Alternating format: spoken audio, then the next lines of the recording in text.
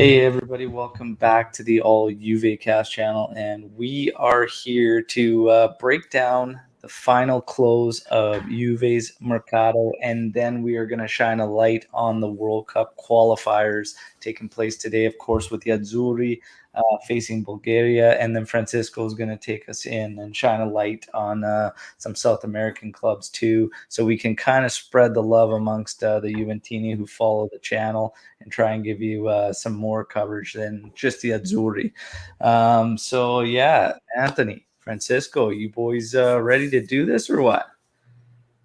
I'm a little less serious than Anthony, but yeah, no, I hope. Couldn't even sleep last Yeah, night. I was so excited for this one. Couldn't even sleep.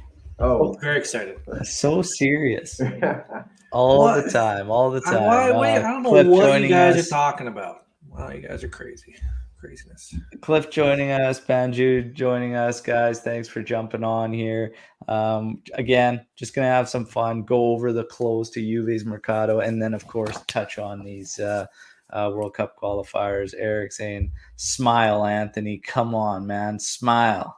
That's what it was. You and I had a discussion after the last time I was on here. I forgot my clown nose. Everybody wants me to smile. I'll bring a clown nose next time. Animals. How about that? Yeah. Oh my god. Yeah. And then Enlightened Buzz with a great point. For immediately watching, 4 likes, guys. You're taking the time to jump on here, check it out, drop a like, helps out big time. If you're new to the channel, obviously subscribe. But yeah, let's kick it off without any more further ado with the Mercato ending. I put out a tweet and I was asking everybody about their thoughts on how Juve finished. Give a rating for fun because sometimes it gives you a better idea. We had some interesting takes and comments, and it seems to be all over the place, to be honest. There's some that said, "What Mercado?" It was shit. We had others that were saying strong Mercado for Juve, considering the situations. I myself put it level. I wasn't up or down. I just thought it was fine ultimately. If I didn't put them too high, but I didn't put them low at all, I think it was just fine. It was just even keel. But we're gonna dive in there, and I'll throw in some of these comments that came off, and then of course everybody live gets to put in their say. We will talk about the Champions League list as well, which was named today for Juventus. But let's start off with the close of Juve's Mercato. You can give a rating if you want, but let's get your thoughts. We're gonna kick it off with Francisco. Go ahead, man. Juve's Mercato. How did you feel ultimately by the end of it? Well, if we're rating up from 1 to 10, 10 being the highest, I'll give it a 7. I'll give it a 7 because it did successfully uh, get that midfielder that we wanted, Locatelli. We actually got Keane, and we actually got a Johnson Caio Jorge that it was pretty cheap, and we also got the kid from PSV who's going to Sampdoria, who is frankly I haven't seen it enough, but from what I've seen, I like him, and moving him to Sampdoria will help him develop. And the thing was obviously the because everybody now is saying, "Oh, well, we get you lose Cristiano, why you didn't get a replacement?" Guys, we lose Cristiano at the end of the Mercato. It was a fuck up. He probably make Cherubini take his head off because he was like, "Man, if you announce this at the beginning, would probably get much better compensation and would probably get much better replacements for you. Or at least we can distribute that money that we're not wasting you because we're wasting you because you're not playing with us.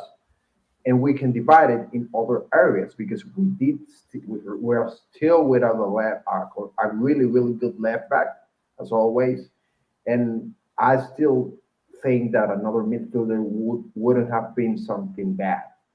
Uh, and maybe the striker, the Volbeck thing, I don't see it happening because the Comiso is pissed at us. So he was going to ask for at least 80 million to Juventus. Everybody else pays 70 million, but we needed to pay 8.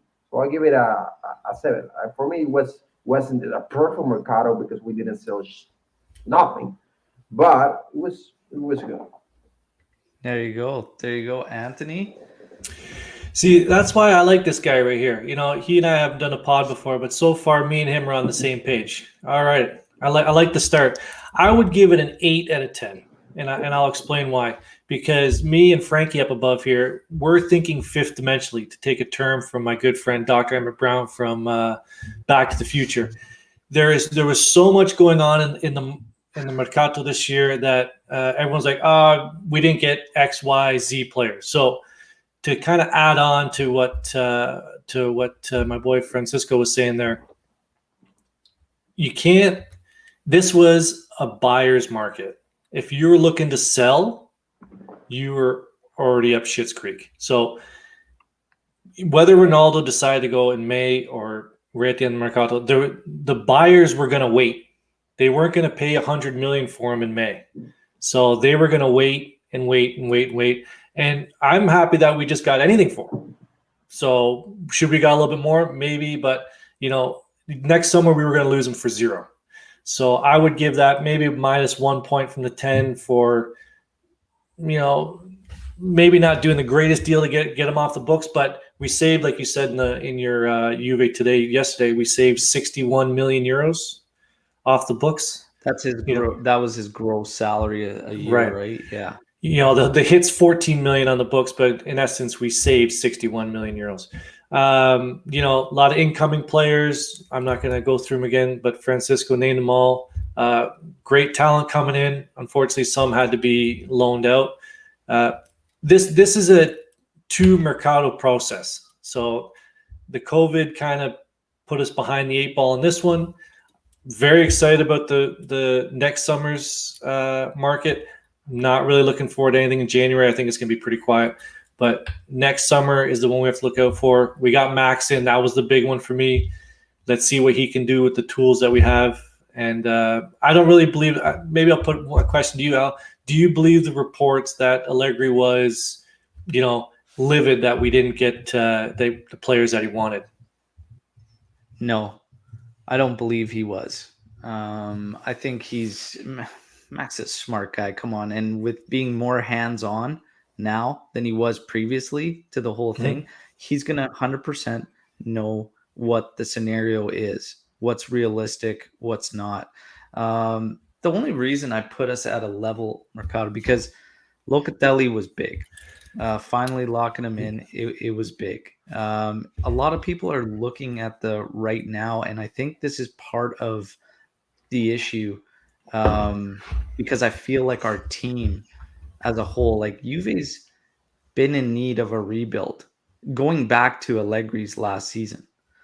But trying to do that and trying to win a treble is next to impossible. And it's like, when are you just going to commit to what you're trying to do and just maybe suffer for a year, possibly 2, to just get to that next level?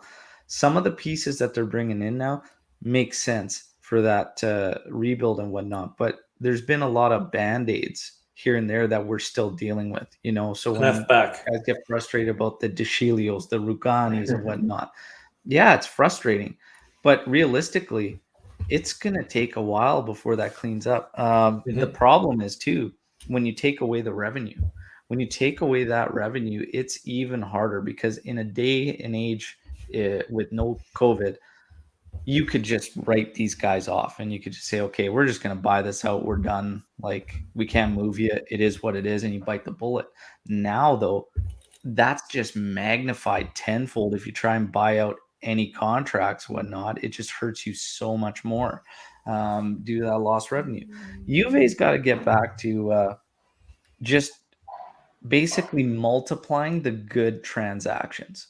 That's what they need to do. They just need to multiply good transactions, get a little bit of momentum, and just keep it rolling. They've got some good pieces. The reason I kind of gave it a half and half is because I wasn't up, I wasn't down.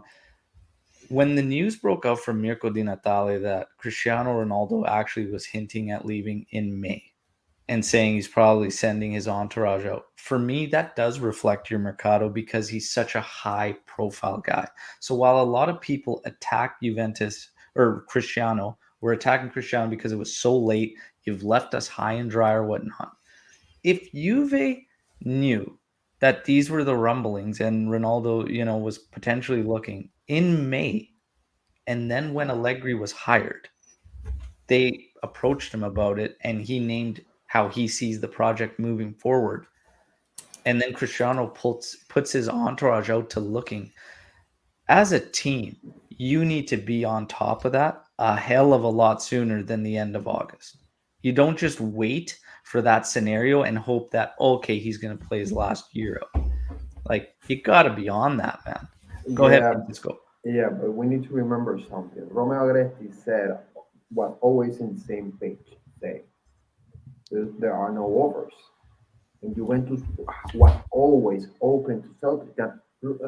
Juventus at no point on the summer was we're not selling Cristiano by no point. No, they were saying this is the quantity of money we want to get to that 28 million euros. You got that's you got it. It don't matter, but there were no offers. Right now, United got Cristiano right now because City maybe hinted that they wanted him, and the fans were on an uproar. We cannot let Lion of our club go to the rival team. That's why he's because they all obviously they have money. That's why he's there. But it didn't. There were no offers. If PFG came at the beginning of the summer with 30 million euros and said we want Cristiano Ronaldo, you can bet your house that Juventus would have sold him, especially wanting Donnarumma for free. Donnarumma was for free, and maybe at that moment you maybe think, oh, we get out this guy and we can maybe get both. That's a possible. I'm not saying it was going to happen, Absolutely. but a possibility. Absolutely. However, what would have changed? What would have changed from then until the point where he actually literally leaves the club without a deal? Without a deal finalized, he literally left. The plane left Turin and whatnot.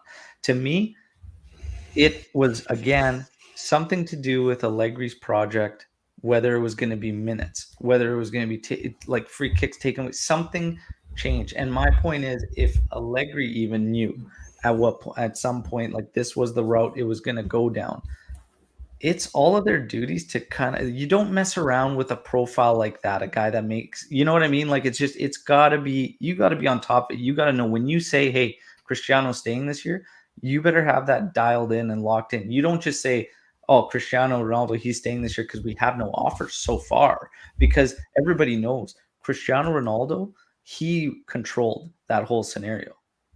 It's always been in his control. Like, he wanted to leave, whatever. He put that the second he leaves, he flies on a plane, Juve's leverage on anything is out the window. So the fact that they made out the way they did, even though it's ultimately a 14 million loss in the books, it is what it is. But that's just one of the scenarios. The other one I have is Demiral being moved, and us now again. Rugani will be fourth option or whatnot. To me, if something were to go down, and we've got to, have this guy at some advanced minutes, that's a hindrance. That's gonna hurt. That's gonna hurt big time. De Chilio, again. We've got Danilo, which is good coverage, but again, you got Sandro on the other side. Luca Pellegrini, who hasn't really taken a step, but at least he's with the team now. He didn't make the Champions League list. We'll get into that. Again, De Chilio, Rugani, it's okay. Locatelli, let's focus on the pogs. Locatelli's great. Moise Kean, great bringing those guys in. I like that. Caio Jorge, from all the reports, it's going to be slow. It's going to be slow moving. Who knows? He's not like, we can't just all of a sudden put, he's good. He's not on Champions League group stage list. Nobody expected that. It's gonna take time. That's just a slow moving thing. Again, you're setting things up. Rovella for me would have been a scenario. I would have kept him in this team, and I was making those shouts earlier on in the Mercato. As I said, if we send him out to loan, like, look at bringing him in for some help when you've got, some midfield woes, whatever. And I would put Rovella in every day and twice on Sunday over Ramsey in one of the midfield spots. Rovella, another thing. So I just think, again, I wasn't going up on the Mercato. I wasn't coming down, and I just think even keel. They made some acquisitions. They got tight on time after Ronaldo, but still brought in Moise Kean. If they could have even added like an Icardi or something, I think it would have been tremendous if they brought two players, regardless of what we think of him personally. If you would have brought another striker in too, it would have been it would have changed for me, and it would have been like, okay, that's actually pretty good in such a short period of time. Overall, I just think even keel. Some of the dire takes out there about just being a brutal Mercato, I don't think are fair, because at the same time, we have to be mindful to the whole scenario and the financials and the pandemic and stuff. So we're still dealing with these things. You got to think fifth dimensionally. Yeah. And I mean, Right. ultimately, I'm ready. I'm ready to suffer a bit to get back to where we need to be. And I think this is part of this thing is like, we've almost gone through this decade of dominance, and people are just like wanting more and more and more, not happy. And it's like, well, you should be enjoying where we were at, because eventually it's like, yeah, you want them to do better, try and conquer Europe and stuff like that. But at the same time, never take for granted winning those Scudetti and things like that, because look like just like that now, we got to climb back up there. Francisco. Yeah, the problem is people are always comparing, because the natural comparison, you have a so long of a period dominating the league, the natural comparison, other than PSG, which plays in a league which is frankly is not as good, is Bayern Munich. But people need to understand something. Serie A is a much better league. The Bundesliga, at least in my opinion, is a better league. And also, Bayern Munich hasn't had that period in which they were completely um, unequipped on a team base. They have constantly been reloading. That's why they are always competitive. And that's when they, even though they are not playing at their best, they are always keep winning. We have a period of time in which, frankly, we were trash. If we look at the names on the list, I could say, what the fuck are we doing, guys? Because the names were not good enough. We knew it, but we were paying a guy 30 million. On all fairness, the guy probably deserved the money, but we weren't able to support the team around. So that's the thing. We're going to suffer this year. Personally, I think the two things that made me piss this Mercado was the Demiral, selling Demiral. You know, that one pains me, still pains me, and not selling the Siglio, Rugani, and Ramsey. But at the end of the day, we're still in a fair place. We're still good, and frankly, I still we will do good in the future. We have the talent, and we have a lot of young, talented players. But I have to say, Caio Jorge is not gonna play. He's playing the same amount of minutes that we are gonna play. No, it's not. It's not. It's not. Easy, Sure. easy. But let's get to some of these comments. So Idris basically saying, what if Morata has a decent season? Does that mean they'll buy his contract and forget Vlahovic? So for me, like, here's the thing. You've now got Keane on a similar type deal. You've got Morata on that deal. Chiesa will be purchased after this loan, because it was a 2-year as well. Morata will not be purchased. It would take one hell of a season to convince this team to buy Alvaro Morata. And I love Alvaro Morata, but it would take one hell of a season to buy this guy. Okay. See, Morata is the kind of guy like Llorente, like Mandzukic, who love the club. Like, he loves the city. He loves the club. You want those kind of players on your team. But if you can get that young boy Fiorentina, Morata's going to bag balls after practice. I don't care what they do with him. I could see him staying, maybe taking a pay cut just to stay on the roster. But No, we would not buy Morata. I 100% agree with you there, Al. No chance. Yeah, it would take a turnaround of 50 epic goals. proportions, because 50. like I mean, Moise Keane can play across the top Mhm. at forward, really. His hold up play, sure, you can question it, whatnot, but same thing, 2-year loan, and then option that becomes obligation based on criteria. When you're involved with Mino Raiola, you know that criteria is going to get hit. So I don't even need the details on it to know that it's going to be a criteria met to make it an obligation. This guy's got to get paid. And then you have the Yetaren deal. Mohamed Yetaren apparently was to help because the player wasn't going to make the PSV squad or whatnot. And apparently this was like a you scratch my back, I'll scratch yours with Mino Raiola and work in the Keane deal. And he sends Keane our way, helps us out, and we take him and quickly loan him out to Sampdoria. But he is intriguing, that player. I will say that. He's an intriguing player. Very young too, right? He's a young kid. Yeah. 19. Yeah. Had some unfortunate events in his family life. Those are the kind of guys that they can turn around on a dime if you give them the right surroundings for sure.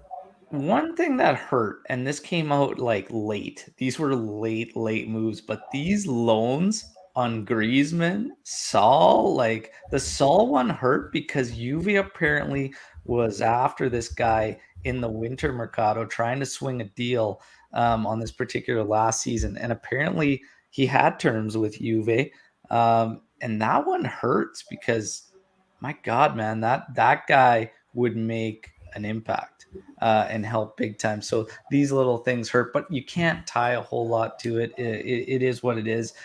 Juve was kind of, again, I just want to see everything start to make sense and the pieces fall together and the structure be there, a game plan, right? That's what everybody's been looking for. Because the one thing I think we can all agree with over these past 3 seasons is that if you can't see a game plan shining through, it's kind of been so makeshift and a lot of band-aids here and there with guys like Francisco touched on.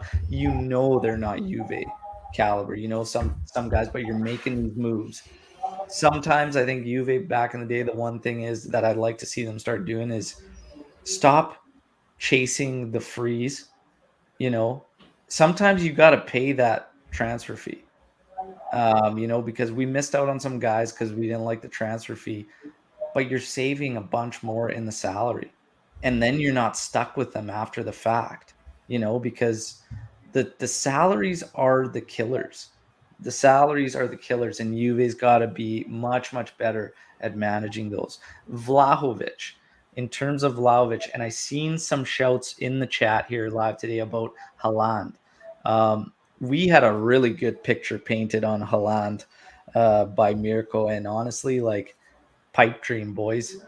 Pipe Not dream. happening. Way too much money is going to be required. I don't see it happening. I don't.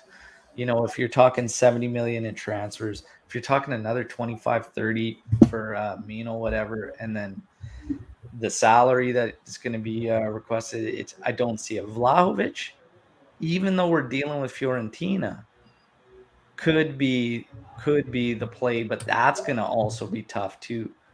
With every year, Rocco Comiso seems to be more and more hell-bent on saying "fu" to Juve, and I have no idea why. I think he's still heartbroken over the Chiesa thing. It's like, get over it, man. There would be players going the other way in that deal. I think Rocco's still waiting for Chiesa to call him and say goodbye. Frustrating, man. But Vlahovic as an option, that would be fantastic. And I think there was some great comments in the chat today already so far about Juve was smart to not go all out. Hang on. Wait this year out, Our team, realistically, now that the Mercato has ended, we all put our predictions out. We had fun on the prediction show and whatnot. Obviously, any Ronaldo predictions have changed. But how do you feel? You felt a certain way before. Now that the Mercato's over, you see the final team list that we're going into it. How do you feel about the team now? Where do you stand as far as your prediction? Because you did call them winning it this season. Do you still stand behind that? Do you want me to start? Yeah. Because I'm still trying to pick up the pieces of that prediction show. That was an absolute disaster. We should just delete it. But that's why we should do the prediction show after the Mercato finishes. You don't get any mulligans, buddy. You gotta. Okay. Hey, I stand by my predictions. I still think Ronaldo's going to score 29 goals. He's just going to be wearing a red shirt. What's the difference? So, Queen Ronaldo. Predictions for Juventus. So, I still think we finish top 4.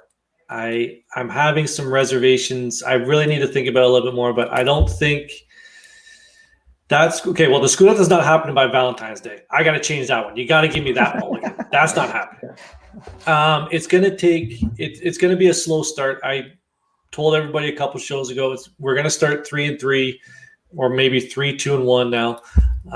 Max likes to start. He doesn't. No, that's a good take. Lazio's looking good, but I still think they're going to stink by the end of the year. It's a tough one. I'm going to say Juventus will finish. I still think they finish at the top of the table. It's gonna be a dogfight though. I thought it was going to be easier, but now with Raul gone, I think it's going to be an absolute dogfight right to the end. Yeah, Francisco. And Lazio still stinks, Eric. By the way, welcome back. Francisco, where do you see Juve finishing this season? I think they're the favorites, but I'll say top 2. Top 2. I'm not sure about the Scudetto. Also, That's a cop out. Pick a spot. Cop out. Pick a spot. I had to. 2. Second place. I'll go second place. Who finishes first? Man, I just think they started bad, but when Atalanta gets rolling, you think Atalanta's going to win the Scudetto? They stink. I'm going with them because they always start like crap. They always start like crap, and I don't know what Gasperini does. I'm not saying nothing, but maybe it's cocaine, and he gives cocaine to the players, and those guys just take off. Like there's no fucking, I don't know what he does, but those guys just take off. So I think Atalanta, and other than the games against Juve, I do want the Mirage to be good. And I have to say, the deal that paid me the most was the Sakanya one, because I do like Sakanya a lot. Yeah. I do like Sakanya. I chose Juve winning on that previous show, and now what concerns me the most is, and it's not anything Allegri related or getting the players going or them playing like a team. It's the fragile state of mind that the team's shown over the past couple seasons, and like these early games, just experimenting or not with the lineup, like those guys got to do more against the likes of Udinese and Empoli and whatnot. So it's a little frustrating. It's super early though. I have faith. Like, and also when I look at these matches, this is not our 11.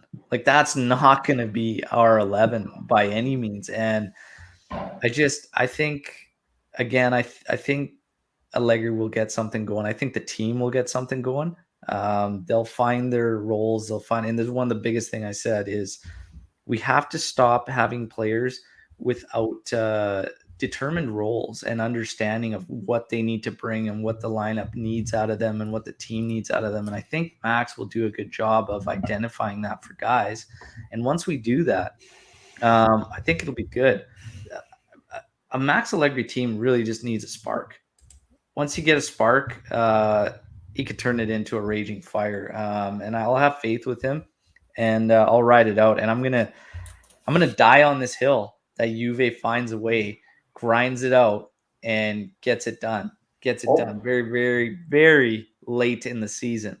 And it would be just magnificent. What a better way to do it than ride it out right till the end and then take that spot back. I'll have faith. I'll stick with we need them. one of those comebacks. When you're down 2 to like a rival, then you like 3-2. That's the kind of spark I think you're talking about. Something this like Napoli that. Match coming out right out of the international break, and then Milan. that's the way to get a season going if you can swing When- those two, right? And when- those are Mhm. going to be tough, man. When are we playing Torino? I'm sorry. Torino, I Torino. don't know. What do you want me to look up the date here? No, because those are the guys those are the ones which make us, Hang on. The Derby della Mola there. Derby della Mola. Belotti needs to do something for himself and Kenny. finally walk Yeah. away, man. Man, you need to Like, drop the ball. can't take this guy serious. Like, who's just like, I'm happy here. I'll be here for my career. Belotti. Belotti. Come on, man. Come on. October 2nd. They do have Frank? Dudic. October 2nd. Yeah, that's right. We play them right No. after we play Chelsea at home in Champions League. No, that's too far. We need to do the combat now. Forget it. All right. So, yeah, I think overall, I mean, we're all, you guys scored them a little higher on the Mercato Juve. I was kind of even killed, but at the same, none of us are upset by it. And we're all kind of in the same scenario. You're looking long term. There's a lot of good pieces in this team. Artur, the Champions League list, basically. The only two players not in it for the group stage. Everybody keep in mind that changes right after once you get knockouts. You change the list. Gaioore and Pellegrini not in the Champions League list, and shouldn't be a surprise, really. 23-man list includes Artur, and apparently he's healing up quite well. And it's going to be now beginning October potentially for his return. He's already doing light training. Do you guys, just a quick question on Artur, because when everybody's doing their lineups for Juve, everybody healthy and whatnot, he's a guy that just gets such contrast in reviews. It's either this guy ain't gonna do a damn thing or Artur will help us. There's no in between. Like, oh yeah, Artur, he's okay. It's just like, nah, man, forget Artur, or hey, Artur's gonna make a big difference. Do you guys think Artur will make an impact? And what is your best 11 for Juve with the lineup that we have if all guys were healthy? Francisco, you want to start with that Arthur comment? Yeah. But well, I think he's a good player. You cannot say he's not. He's a very talented player. This is very hard to A turn merchant. Well, I do think he's gonna help you, especially with Locatelli. Because guys, what was he playing with? Like Yeah. Betancourt and Yeah. playing with Rabiot at the same time. Come on, that's a death sentence. That not even Pirlo could have done wonders with that midfield. He needs support, and now he has a guy like Locatelli who can do the long passes, who is pretty solid defensively, and who is very good with the ball on his feet. So I think he's gonna help. I frankly think that this is gonna be the season. I know we said that last year, but this is gonna be the season when Arthur finally says, "Okay, I have a guy I can rely on, so that's why I'm gonna take it to the next level." And especially with a guy like Max who understands what he wants, and I don't think he's gonna be such. The team is not going to be disorganized. Yeah. You asked for an 11, right, Al? Yeah. Yeah, well, my 11, but I don't think it's going to happen continuously, but my 11 is Danilo, but not as a right back, as a center back. Okay. With the leg. Because I don't think, I will play Chiellini, but Chiellini, I don't trust his health, frankly. That's all. If he stays healthy, he plays, but I don't trust Chiellini will be healthy enough. So I will play him as center back Danilo because frankly I don't trust Bonucci. I will put Cuadrado at the right, and I'd left man until Pellegrini shows me something. I'll put Sandro in because that's all we have. You have to put Chesney as a goalkeeper. My midfield, I will play Locatelli as a regista. And the two other midfielders would be Arthur, and I would play McKennie. It's still like McKennie. I know everybody makes fun of the McNuggets and Big Mac and all that crap, but I do still like McKennie. And man, at this point, just put Dybala, Chiesa, and Moise and let it go. Frankly, that's my like. There you go. There you go. There's Francisco. Now, Mr. Serious here, Anthony. Just making my notes, man. I'm just making my notes. I got my pen and paper. I'm making notes. So- it's not like I'm not listening. She almost died. Arthur, will he be impactful when he Yeah, returns? And you're 11. Yeah, so that injury really just derailed things. Okay, so it was his first season last year. You know, young, new coach. What's the system we're running? You know, he's coming from an established system. Like he's still. I would give him a pass on that, and then he takes that. I don't know if that massive Charlie horse he took in the second half of the season, if that's what caused the injury, but you know, debilitating injury. I'm going to give him a pass. I can't wait till he comes back. I'm very excited. He's the one piece after Locatelli that I'm very excited to see back in the midfield. So, yeah, that's when the season really starts. Is when we can fire out the best 11, which I think I'm going to go with Big Tech at the back, with Quadrado and Danilo on the outsides and Bonucci and De Ligt in the middle. So 4 at the back. I would put Arthur and Locatelli, so 4-2, and then the 3.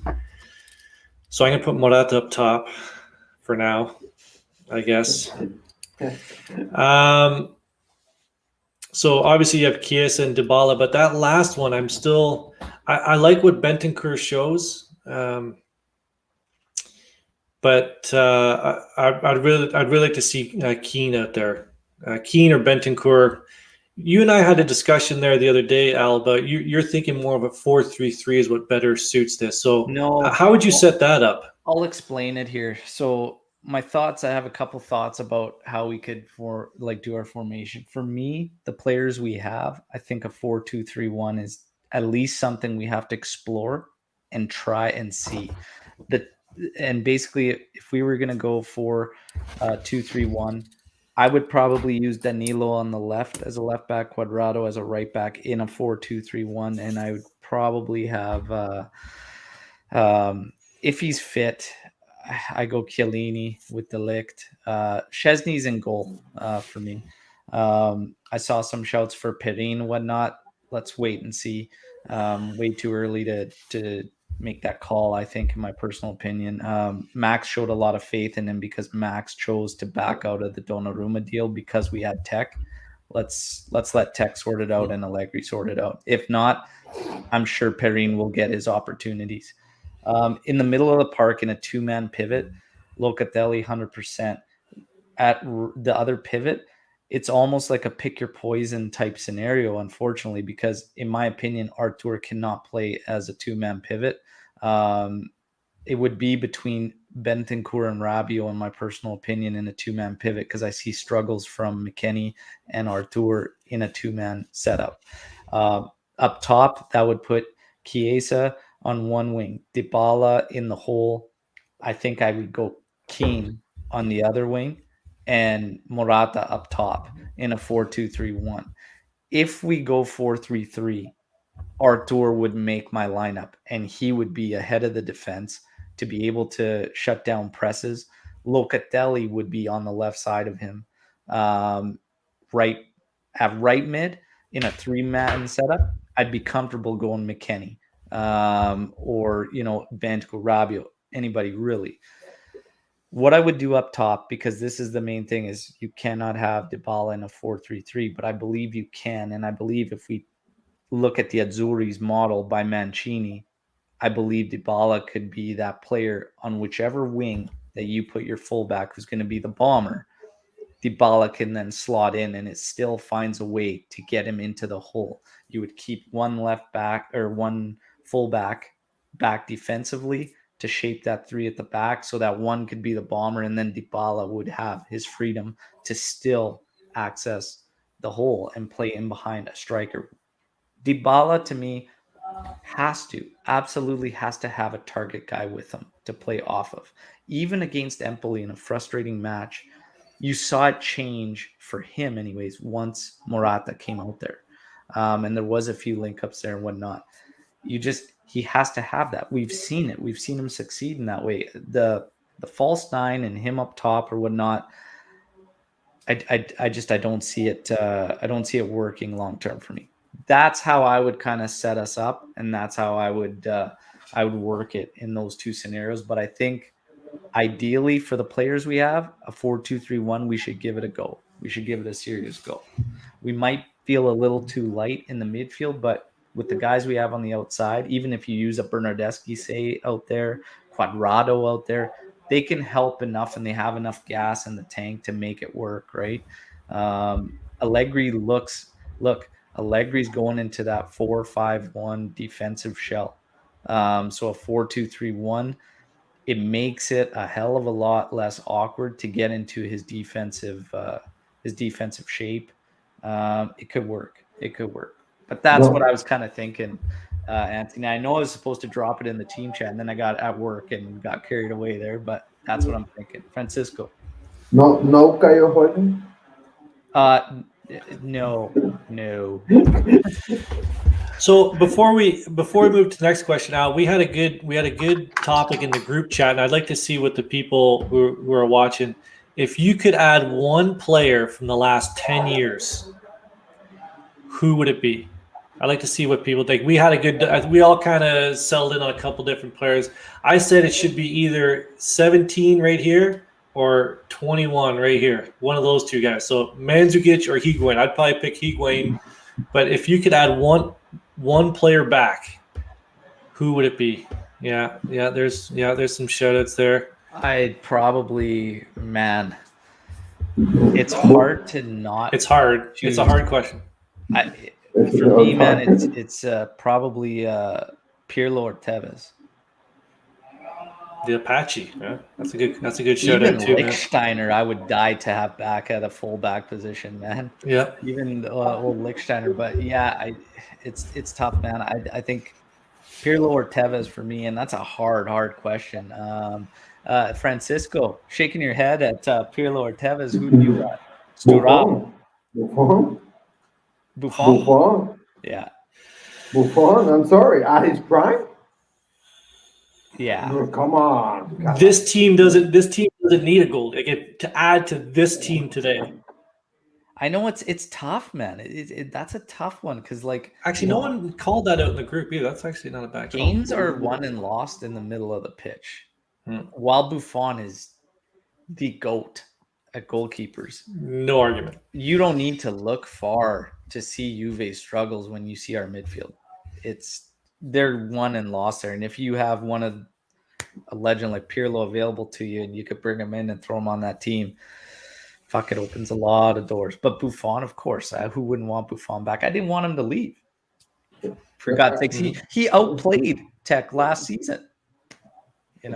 So maybe that's why the Mercato should have been a negative. Maybe that's why I should have got dog points. Settle down. What about settle down? Okay, guys, the Juve talk's been awesome. Like getting everybody's closing thoughts, everybody live, like a lot of great thoughts on the Mercato and where Juve stands and whatnot going to the future. That's great questions too. Anthony pulling some stuff off our team chat, which is fantastic. And I know the boys are starting to do some spaces. So on Twitter, keep an eye out for, the divine jawline, Mr. Lucci and Joey Guns there, Louis DeVito running their spaces. They're doing some good stuff. We're going to start implementing that and having a lot of fun, and it'll just be random times and whatnot. But yeah, it's just all about interacting with all you guys, and the support's been huge for the podcast. We're in the season 4, and we've got an incredible team developed, and we got a pretty awesome shout out yesterday from the boys at IFTV, and that means a lot. Despite, I know that when you get big like that, it comes with the territory that you take some hits, but those guys Honestly, massive respect as a content creator, and nobody can take away, regardless of how you see messages here and there. We get hate on this channel, and it is what it is. It just This comes guy with the does. territory. Comes with the territory, but honestly, massive appreciation for what those guys do, and not a lot of people understand the amount of time required to do that, but they're massive, and it meant a lot, and it honestly, it's a sign we're doing something right. So honestly, thanks to the Yes. IFTV guys, massive shout out. But now Italian football TV, they do a great job focusing on everything Italian. We're gonna shift focus to the Azzurri. Quick touch on this: European champions, World Cup qualifiers taken off, and the Azzurri will face Bulgaria today. And then they'll have Switzerland on Sunday, I believe. And we're going to have about a 1B lineup today for the Azzurri. Probable lineup facing Bulgaria will be Donnarumma in goal, Di Lorenzo, Bonucci, Acerbi, and Emerson across the back, with Barella, Jorginho, Verratti, the main midfield in there, with Chiesa, Immobile, and Insigne up top. Okay, so right out of the gate, incredible summer we got to experience following the Azzurri. Anthony, your take on this lineup? Probably what you expected, being that we'll have to face Switzerland on Sunday. But I just want to ask you a question about where you see the Azzurri, in the future here, now that we can add a few pieces that weren't even available to us for the Euros, like Zaniolo, Lorenzo Pellegrini. Moise Keane is back on the list with the Azzurri and whatnot. And I just want to get your take on this project and, again, the wild summer and what you're looking to in the future for the Azzurri. Well, the project was an absolute success. Obviously, was it 53 days ago we hoisted the trophy, so you can't say that there was any faults in the project. This is where you really need to be careful, because you see some of the big boys stumbling yesterday, coming off the break. Portugal needed a couple late goals from that Portuguese guy to beat Ireland. France drew Bosnia 1-1. I still think France stinks. They're overrated, but that's just me. So the Italians, we have a weak opponent today. Bulgaria stinks, but you're coming off a high. I like how Mancini's going with his starting 11, like the trusty 11 that maybe Acerbi's. Some people would say, "Oh, you put Chiellini in there," but Acerbi, so far with Lazio, 2 wins. Smart to put him in there. Somebody who's coming off, he's putting in guys who've been playing. Like I said in the group chat, I don't think Keane's going to see the field unless we're blowing somebody out. These first 2 games, we need 6 points, because you have these 2, and then you have 1 more on the 8th. So you have 3 in this international window, and then you got 2 more in November, because the October window we're playing in the Nations League finals. So want to get out ahead. We have a game in hand on Switzerland. Get the business done today against Bulgaria. Bulgaria has a couple guys who play you have one guy, a couple guys in Serie B, another guy in Serie A, but all guys who basically ply their trade in Bulgaria need 3 points. We're at home. I think this game today is in Florence, if I'm not mistaken. So, normally a good crowd there, good home crowd. Right. You don't have Artemio Franchi. Yeah. So get the 3 points today. Don't stumble out of the blocks. We have the 11 guys who can do it.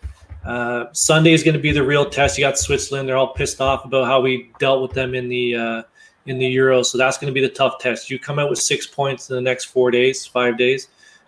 Massive lead going into the last 3 match days. So super looking forward to this today. I'm so excited. I love it when the boys in blue come out.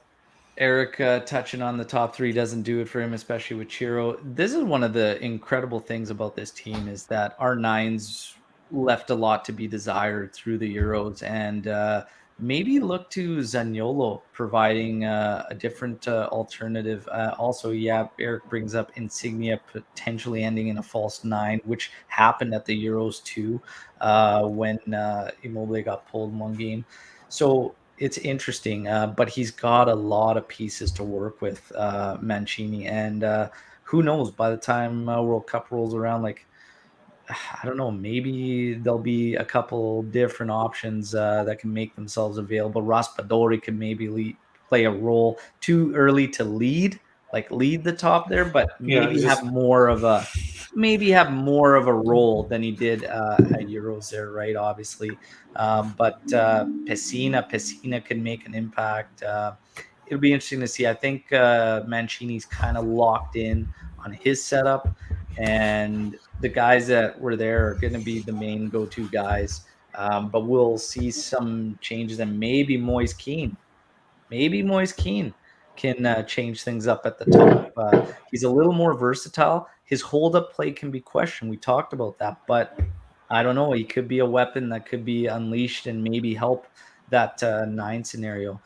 Dan coming in here with, in the future, we will be hoisting the World Cup. We are currently 1,100 to win. Funny enough, I took those same odds before the European Championships and I bet on the Azzurri.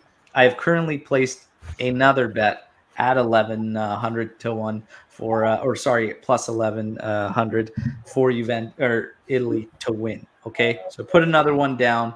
I'm with them, ride or die, Azzurri. We'll see what they do. The other thing to keep in mind is the Azzurri are chasing the all-time biggest streak, unbeaten streak, and I think this one is to tie, potentially to tie it, and yep, then Sunday would be to break it. And I think it was 35.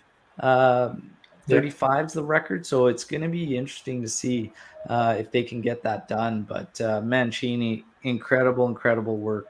We love getting back to watching the Azzurri, and it was something desperately needed after what happened, not qualifying for the last World Cup. So, yeah, very pumped.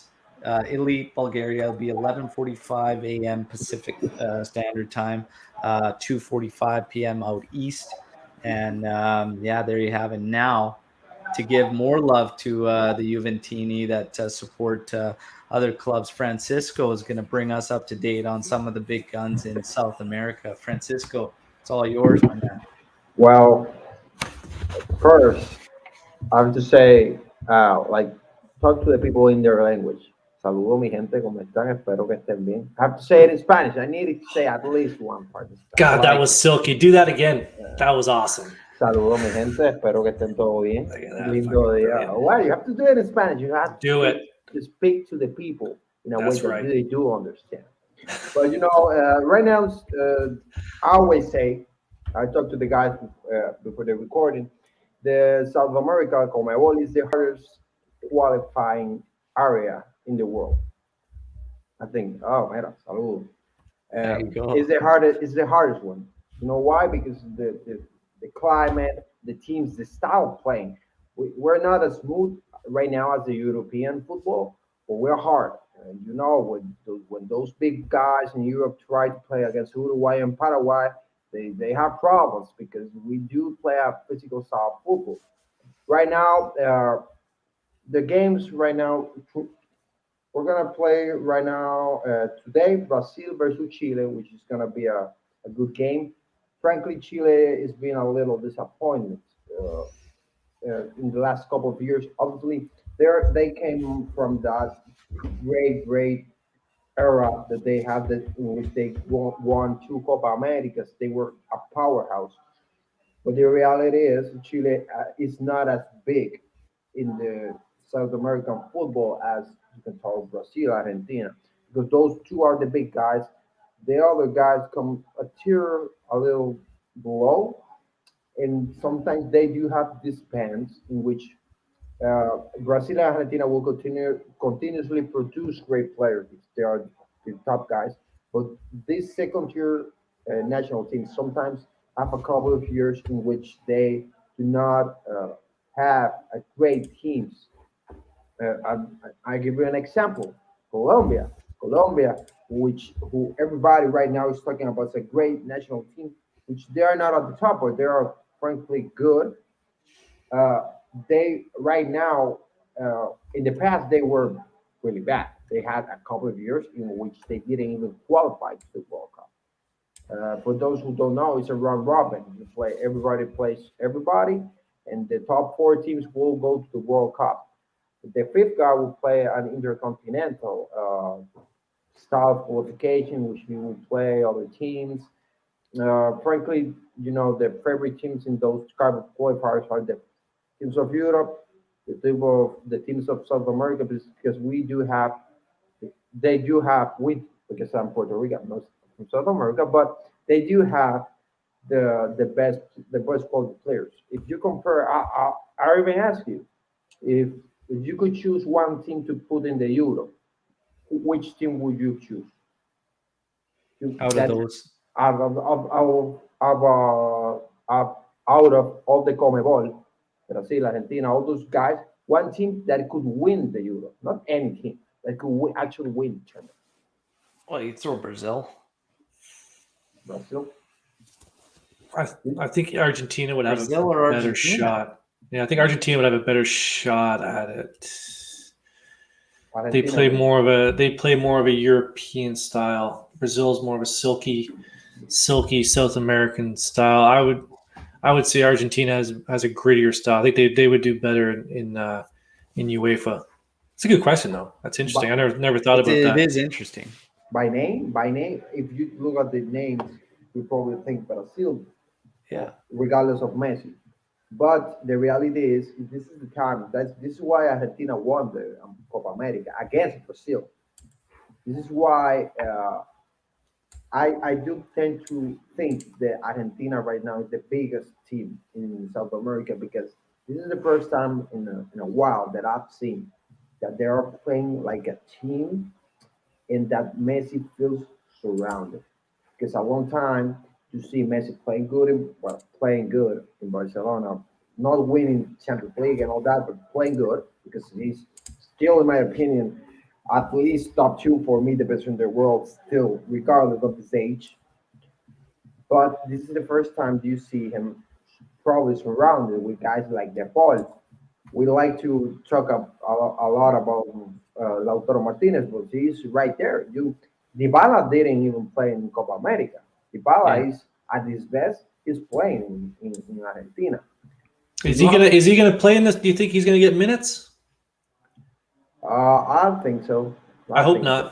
not. No, send him back. He Uh, should. yeah. He really shouldn't be down there. He needs that rest. that was a problem right now. Because what do you think about the situation within the teams in the quarantine and all that thing that this happened? Because teams they are sending the players, but they are like, should we truly send the players, taking into consideration the quarantine, all that?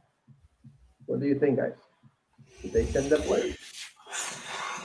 Well, you never want to send players down that have to when they come back. They got to sit for 2 weeks. Bless you.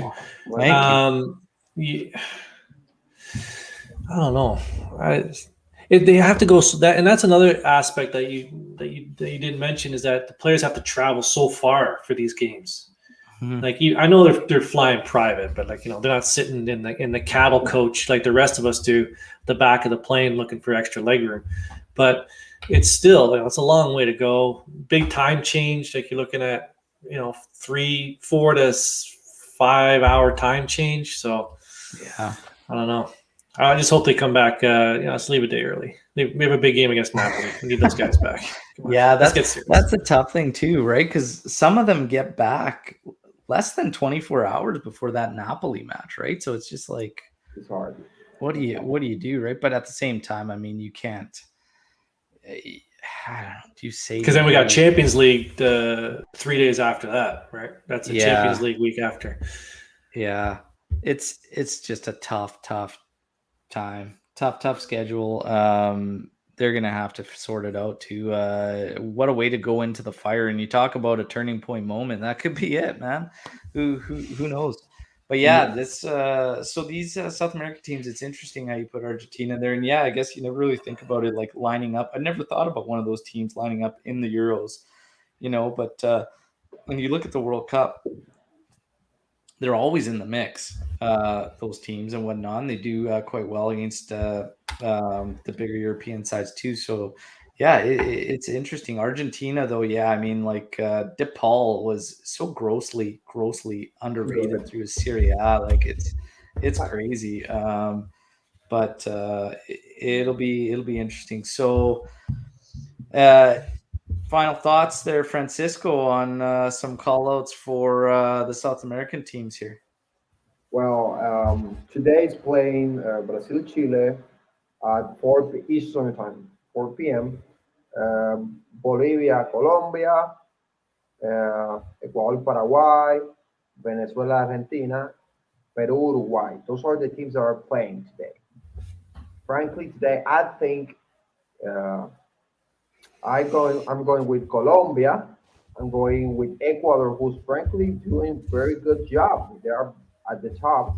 They are in the Third. third position, which is Yeah.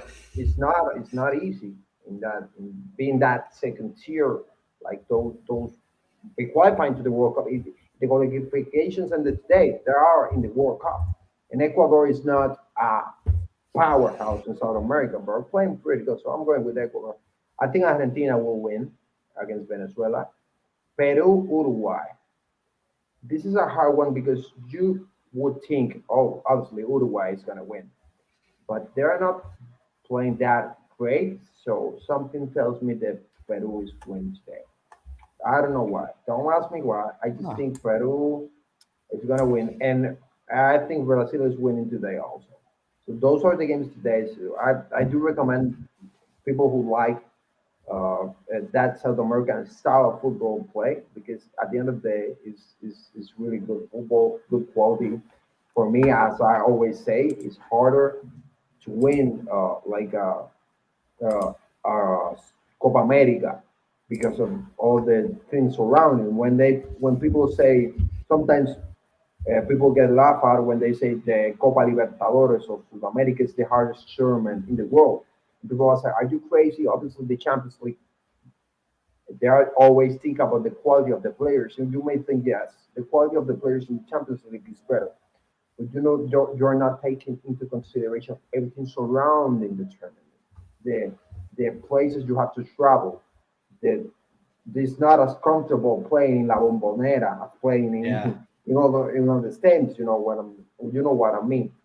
The travel is killing you. You're playing in high altitude. Playing Peru is not easy. Playing Bolivia is not easy at all. You've seen Messi going that way and vomiting. So that's a problem that the players will have, and that they do have playing those tournaments. So I do recommend you, everyone watching, do like playing players like the new guy that signed with Milan, Messias, that kind of player. You go watch Brazil. That's the Brazilian style of football. You like players like De Paul, who was in Serie A last year. You go watch Argentina, but you support the Juventus guys always. Yeah. That's it. And That's all I support. That's it. yeah, and that's awesome. And thanks for the insight. You guys heard Francisco's predictions on those matches. Have no fear. Don't worry about the last time Francisco called a big game from Bernardeschi that he My absolutely fell God, flat on his face. Don't my even God. factor that in. Book every game he just called because he's gonna nail every single one. Do it. Thank What you, about thank when I you. make predictions? You say do the opposite of what he says. Oh That's yeah. whenever I make a prediction. Yeah, but I'm Oh, Puerto yeah. Rican. He understands that we have that it factor. You need to come to Puerto Rico, man. You need to relax a Okay. little bit. Real quick before we sign off, Italy, Bulgaria. Throw a prediction out. Slow start. I think we go. I think we finish the game 1-0. Just 1-0. get the win. Get the win. Move on to Switzerland. I'll say 1-0 today. I'm going 2-0 Azzurri win against Bulgaria. All three Francisco, games have been 2-0 so far. By the way. Francisco, you throwing out a Three, score? 3-0. 3-0. There you go. We've got a couple other interesting ones here in the UEFA side. Sweden and Spain. Sweden and Spain. Throw a prediction out on this one. No, they both stink. I'll say 0-0. Francisco. Spain, Spain. Spain. Yeah, I think Spain will get it done there. Maybe a 3-1. Maybe Sweden finds one. Germany, Liechtenstein. Expect some goals there. Liechtenstein all the way, man. 5-0 Liechtenstein. Easy. Easy. Hungary and England. Oh. What are we talking about here? All four of those teams just named, they all stink. Germany, whatever, 8-0. Hungary, like what are we talking about here? Bunch of shoemakers. I don't know. Hungary. 1-1. No, Hungary. Last question. How far does Mancini's streak with the Azzurri go to? We're at 34 now. Bulgaria, then Switzerland. How long do you think this thing goes for? I think so. We play Bulgaria, so that's 35. Switzerland 36. Lithuania 37. And then we somehow managed to lose to Spain in October in PKs. So I'll say 37. 37. We win these three and then we lose in October because Nation Leagues, who gives a shit? Nobody. Yeah. Worthless tournament ever. Worthless tournament. But the Azzurri back, we're good. We're happy to see these qualifiers take place. Francisco, thanks for the input on the South American side. Guys, it was a blast talking to Juve, Mercato, and thanks everybody who joined the live. I mean, slammed it together last minute. I tried to plan things a bit better, but I was doing a spot with the Calcio guys, who are fantastic guys. If you guys haven't checked out their stuff, please do show some love to the content community. A lot of guys putting in a lot of work, but that was a lot of fun. So thanks everybody who joined us, and enjoy all the World Cup qualifiers. And we will do a wrap-up show after the matches, and we'll kind of catch up on the two matches from the Azzurri and get back at it with you guys. And we will try to bring Francisco back to recap and see how well he did on his predictions, and if he won you guys a little bit of money. And if he didn't, if he lost your money, just send us Lots the of tab to all Juve cast, and we'll make sure Francisco. I will pay. Al is the great guy. And Don't put that on the internet. Don't put that on the internet. All right. Thanks everybody again. Enjoy the World Cup qualifiers. We'll be back next time. Forza Juve fino alla fine. Forza Azzurri. And yeah, ciao till next time.